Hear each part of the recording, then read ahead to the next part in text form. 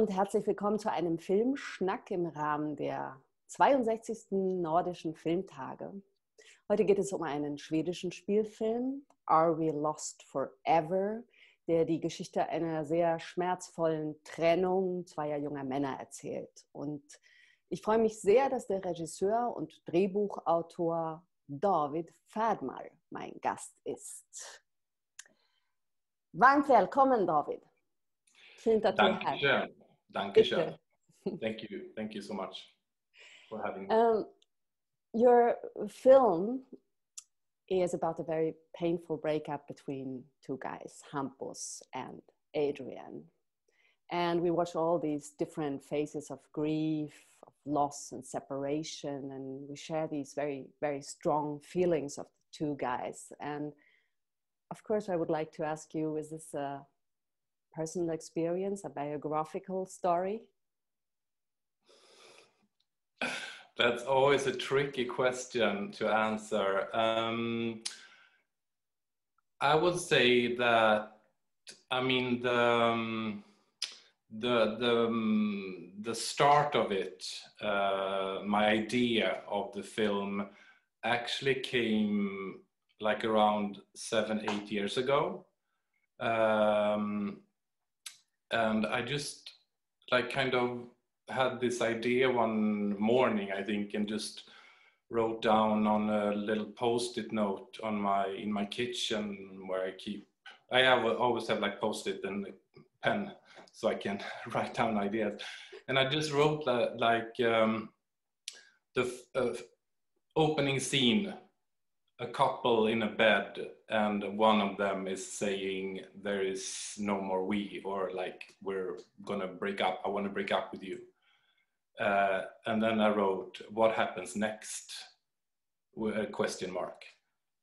And then I just like, oh, that's a good, I'm gonna keep that in mind. That's a good beginning of a movie. And then I just put it away. And then like, I went through 2 relationships and 2 breakups on my own. And then I had this, my goal, I've done so many short films, like 6 or 7 short films, and I wanted to make a feature film. And then I thought I would like to make a feature film. And then I actually found this post-it note at the same time and just, oh my God, that was a good idea. And then I just started to like pour out my experiences from these 2 breakups. And I got kind of like obsessed with that theme, because I mean, so many films like Boy Meets Girl or Girl Meets Boy, or in this case, Boy Meets Boy. And then they evolve their relationships and like obstacles on the way, and then they end up together. But I was obsessed with this, like what happens after the breakup, because I realized that in my experience, there can be so, the time of the breakup can be kind of almost longer to separate from each other than to, I mean, it's so easy to fall in love, or I have very easy, just like this click, and then you're like, oh my God, it's you and me. It's us, it's we. But then it's so hard to separate. So yeah, so it's a mix between own experience and friends and fiction. It's a lot of fiction also. So for me, the film was also about not being capable of communicating with words in this extreme situation of loss. And I mean, you show long silent moments where the 2 guys couldn't talk and couldn't find the right words. Or they speak about other things like who's going to take the television and who's going to take the bed and so on. And do you think the situation would be easier to handle for the 2 of those guys if they would be able to speak more about, for instance, their own feelings or about essential things, maybe already during their couple time?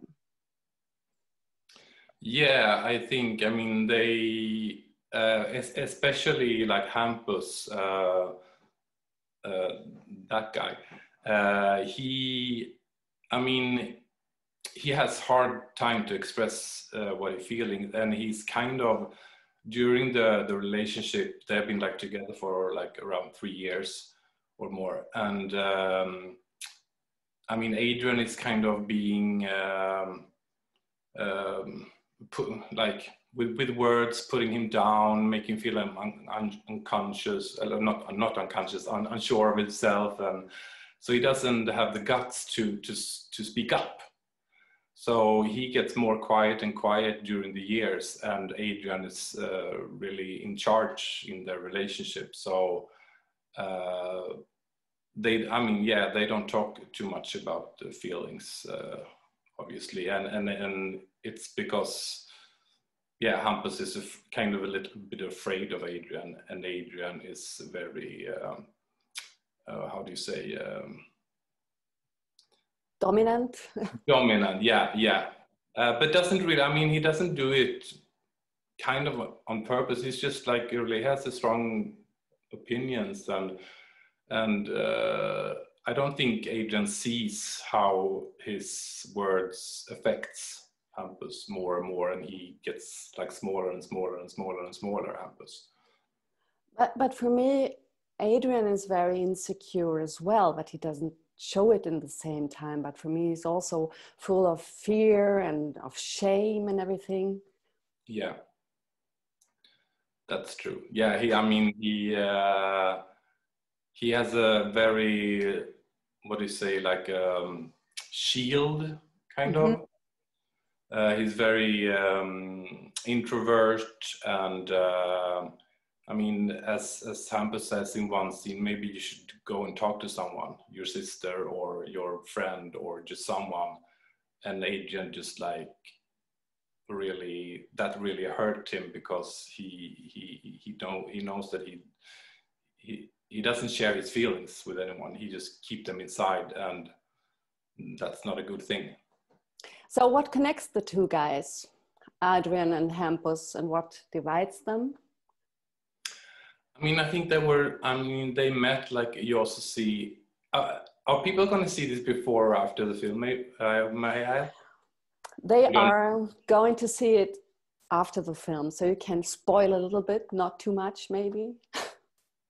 After the film? After the film, yeah. It's more like a Q&A. Okay, cool. No, but I mean, as you see in the flashbacks, they met in a very like romantic way. They say they talk about at the couple's dinner, they met one night and had a great evening, and then Adrian went away, and then Hampus went all over across the Atlantic to meet him in Venice. So there was like a rom-com. It was like a romance how they met, and I think that Adrian maybe believes that because they met in such a romantic way, that was like it. He doesn't need to work on their relationship, kind of, because they were so romance, and they just fell in love like instantly. And then he just thought that it's we forever. It's you and me forever. So he kind of forgets to nurture the relationship. Is that, do you understand? Yeah. And that's not good. So you said you wanted to make a romantic film, but there are some very naturalistic, explicit sex scenes in it.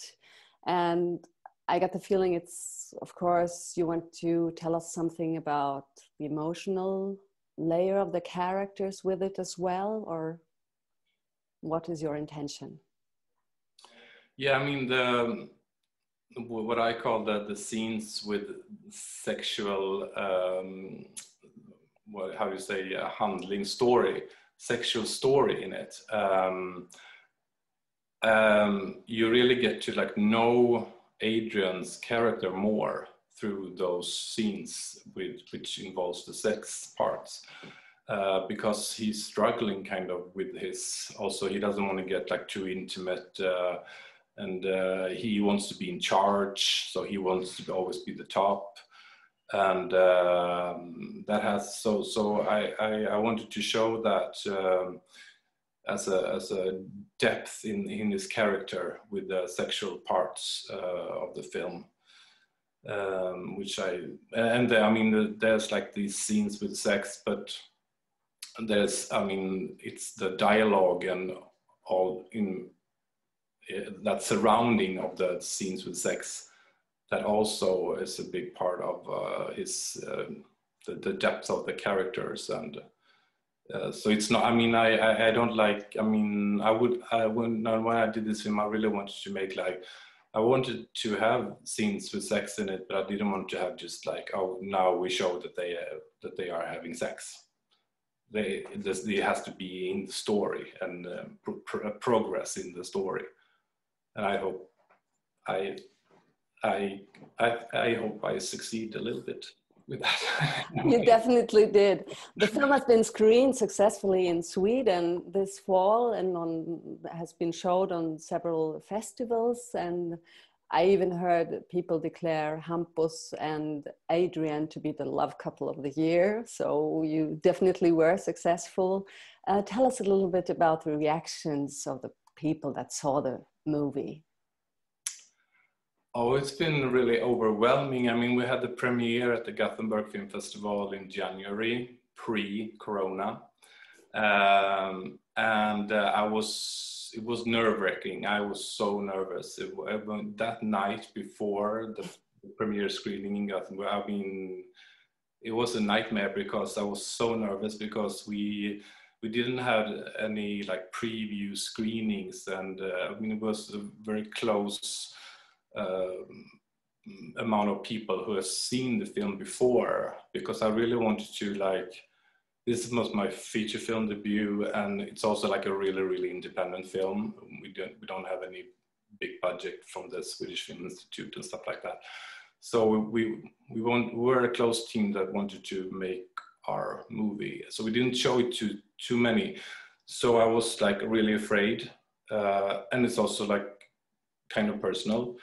And in the audience, I mean, it was my family, my mom, my dad, my sister and her kids, and friends and colleagues, and also my 2 ex-boyfriends were there. Yeah. So, but the reactions were really great. I mean, people really seemed to like it, and also so many different stories that people came up and wanted to share their stories and talk about their breakups, and people like, oh my God, that's me. That was have you like listened to my breakup? And it was also like, it didn't matter if it was like a gay or straight or old or young, or some ethnicity.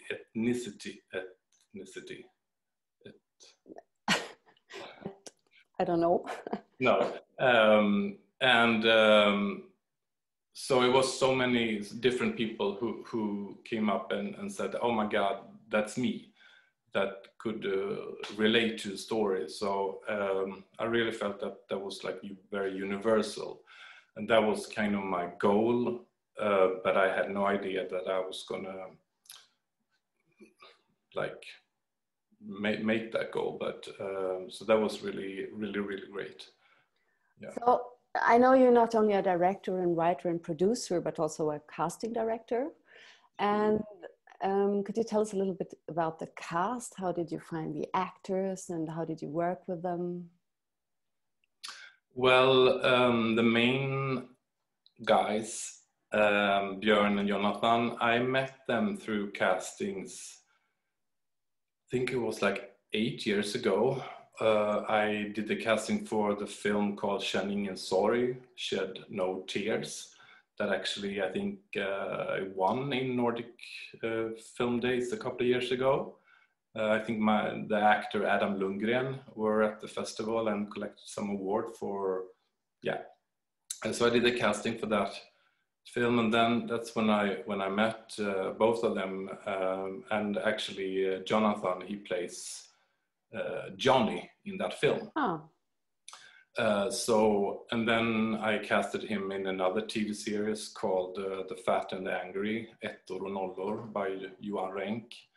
But I always wanted to work with them myself, because it's kind of hard when you're the casting director and you like find these great actors and just like let other people work with them. Use them. Use them, yeah, use them. And so when I came up with this idea about this film, I had Björn and Jonathan in mind when I wrote the film. So I wrote the parts to them directly because I really wanted to work with them. And I thought they were going to be a good couple, but also because they're so different, both as persons and both how they act, I think. So it was like a good combination of a good couple, but also the clash between them. And the other actors, I picked them because I've been working with all of them in different projects as a casting director, and so when I did this film, I wanted to work with them on my own. So I just handpicked them for each part, actually. So one last question would be, what is your current project? Are you working on a new film? Or is it secret? Well, I am actually, I'm going to focus on my writing for the moment. So I'm writing a TV series that I'm working on, and also I might not let go of Adrian Hampus forever. Ah, so it'll be a second part of it, perhaps a reunion. Maybe. Okay, that would be wonderful if they were together again. So, David, I really thank you for this conversation and this interview, and good luck. And I hope to see you and Hampus and Adrian again in Lübeck live next time. Me too. I'm so sad that I'm not there, but yeah. Next time. Next time, yeah. I have to make a new film. It's a good inspiration and a goal. Und auch an euch, liebes Filmpublikum, alles Gute, bleibt gesund und guckt möglichst viele von den vielen schönen nordischen und baltischen Filmen. Tschüss, hej då!